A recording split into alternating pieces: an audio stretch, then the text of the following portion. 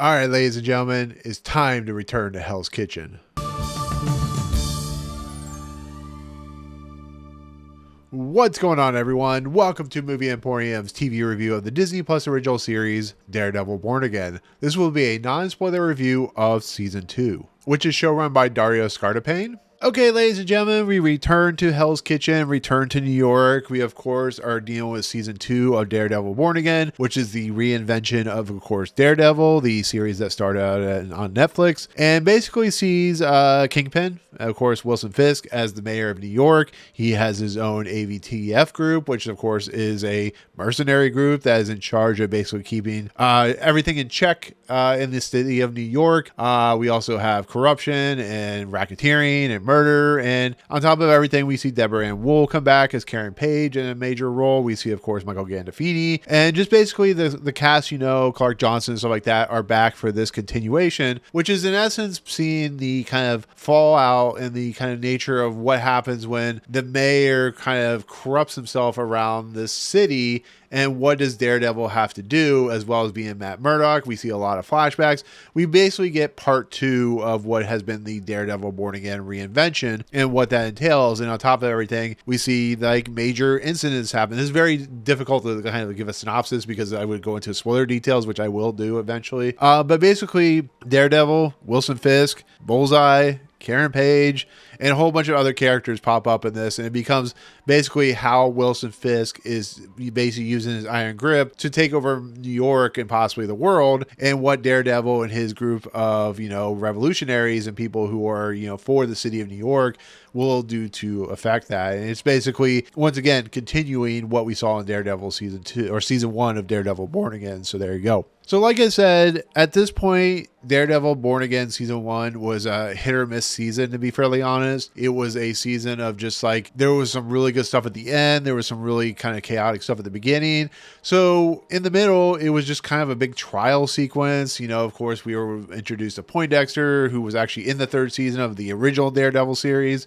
Of course, spoiler alert, Foggy Nelson is killed. That's the season 1. So if you're watching this, you of course have seen the season 1. But this is basically, how do you expand upon what is happening? How do you put your ideologies and idealisms of what is going on in the world, and how do you incorporate that into a Marvel TV series? And on top of that, because of how successful Daredevil Born Again season 1 was, it feels like there's much more anticipation, and it feels like they're attempting to right what they did wrong in the first season and kind of going on a correct course correction, I guess you could say. But once again, there's not really much to talk about when it comes to the synopsis without talking about each episode, because of the nature of the fact that it is just a continuation of season 1. But the question really remains is, with this season and what it is trying to do and bringing back, Charlie Cox and Vincent D'Onofrio and Deborah and Woll and so on and so forth, does it really do a good job of expanding upon the lore of Daredevil, and does it really work as a continuation for this mythology that is now part of the MCU? And it's also rated M, so does that affect its overall kind of cadence? For my honest opinion, and this is coming from my heart, I try to be honest with what I'm saying. I try to be real, and I try to be, it's one of those things where you have to be honest with your feelings. And I definitely can say, kidding, this is one of the best seasons of television I've seen in not only quite a while, but one of the best seasons of MCU television, the second best season of the Daredevil franchise, and this is a straight up 9.5, almost 10 out of 10 when it comes to the simple fact that they were able to not only improve upon the first season, but they went and they fixed the issues that needed to be fixed. The slow pacing nature, whether it be the action, whether it be the story elements, what is Fisk's ultimate goal, what is Charlie Cox's Daredevil, Matt Murdock's ultimate goal, and basically adding in the levels of what we saw kind of sneaking in as the first season went along. It really works. It really kind of shows that this series is under good hands, and that they found their good rhythm of what this series needed, which is to be parts action, parts dramatic, and ultimate chaos. Because that's what Daredevil versus Wilson Fisk, and that's what the MCU is characters that are almost superhuman like, but also have a center core to them and have a honest portrayal of who they are. They are damaged, they are flawed, they are menacing, they are chaotic. And what this season does is it takes all that, blends it up, and actually cohesively puts it together in one of the best seasons of television I've seen in forever. And it was pretty impressive as I was watching each episode. And they did send us all 8 episodes, which Disney doesn't really ever do. So there might be spoilers out there because people tend to do that kind of stuff. But where this season goes from the start of the first episode to where it concludes on the conclusion of the season is masterful. It's miracle working. It is so good and so impactful and so wonderfully put together. It's just a beautifully put together show and a beautifully put together season. The layers that they've put into Charlie Cox's Matt Murdock character, doing some flashback stuff, his relationship with the Karen Page character, his relationship with the people in the city, with him being Daredevil, with him having to hide his, of course, outside the people that know, of course, Wilson Fisk knows who he is, and of course, Karen Page knows who he is, and having to deal with like people like Bullseye and having to deal with people like Fisk. There's a layer of sadness. There's a layer of, kind of forcefulness to who he is. He's not a perfect individual. He can be mad at sometimes, but he's also an earnest person. He's also an honest person. He's also a good person. He will fight for the little man and fight for the people who needs the justice. And this show does that in spades. And then you get Wilson Fisk's character of Vincent D'Onofrio, who's absolutely delivered as the main villain. And there are layers to Wilson Fisk's character. There are things that are, that feel surface level because he's a menacing character. He can kill people with the shrug of like a hug, a bear hug or whatever. But there's other stuff there that really kind of fleshes out Wilson Fisk, makes him more human, makes him more interesting. Yes, he's a villain. Yes, he's bad. Yes, he's not a good person, but there are things there that make you kind of feel for him a little bit. And the level of like what they do to his character and what they aim with this character is nothing short of remarkable. And then you get all these people kind of like in around him, the people that kind of are the level of creative nature of kind of pushing him forward. Like of course the Michael Gandolfini character who plays this kind of right hand man with Daniel Blake's character. We of course have Arty Froushan who plays Buck Cashman, and you start to see like how good the layers are, and how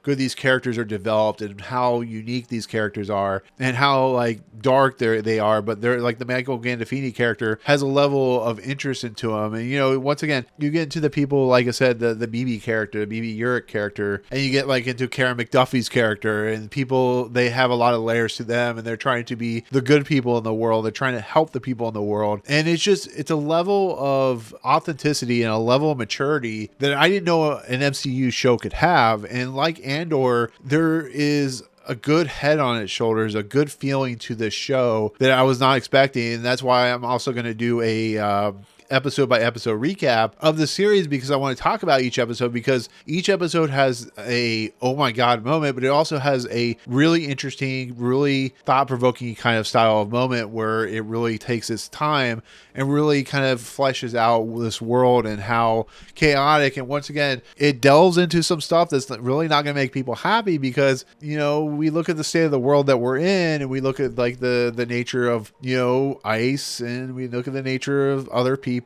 and this show is leaning heavily into that. And there is a statement that the show is trying to portray, which once again, I will talk in my spoiler discussions of each episode, but I wanted to at least do a spoiler free review so that you guys could know that this season is 100% remarkable and 100% recommended. Has great action, has great moments, has great characters, has, great kind of cliffhanger moments. It has great, oh my god moments. It has, fan moments. It has everything that you imagine. And I think the small little thing that just bothers me, it takes it down just a notch, is the fact that it curses a lot in this show. I mean, it uses the F word a lot, and I think it could have toned that down a little bit. But I do give a lot of credit to the creators of the show and Disney willing to go that hardcore R-rated material, because it is super violent. It is not for kids. It is definitely a show that you have to be aware that it is excessively violent. And I mean, people die in this season, and people have died in the last season, and people curse, and people are not good, and it's just a brutal show. But that's what makes it special, is the fact that it's willing to be unflinching in its portrayal of what it's trying to do. So